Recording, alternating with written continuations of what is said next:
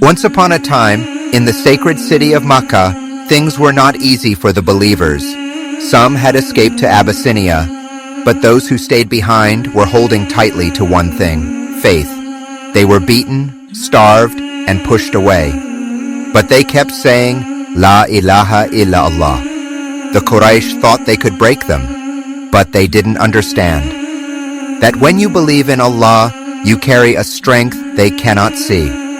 And in the middle of it all was one man, a man who was losing everything, but never losing hope. The Prophet Muhammad, peace be upon him. He had just lost his wife, Khadijah, his light, his comfort. Then his uncle, Abu Talib, his shield, his protection. It was the darkest year, a year they would call Am al-Huzn, the year of sorrow. One day, he walked to a town called Ta'if, not to escape, but to call them to truth. He was hoping, just maybe, someone would listen, but they didn't.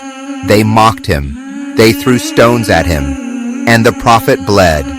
And when he was alone, in pain, he lifted his hands and said, "Oh Allah, if you are not angry with me, I don't mind." That's love, that's submission, that's what it means to truly trust Allah. But Allah never leaves his servant in pain forever. That night, the sky opened. An angel came down, not just with a message, but with a gift. The Prophet rode a creature called Al-Buraq and flew from Makkah to Masjid Al-Aqsa. Then, he rose through the 7 heavens. He met the prophets. He stood before Allah. And from that night, we were given the gift of Salah.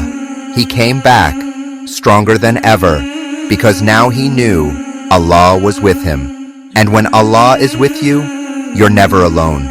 So if you ever feel like giving up, remember the Prophet saw, walking alone, and how Allah opened the sky just for him. Even in the darkest moment, your risk, your help, your light can come in a second. Just stay sincere. Keep praying. Never stop believing. Please subscribe our channel, like and share.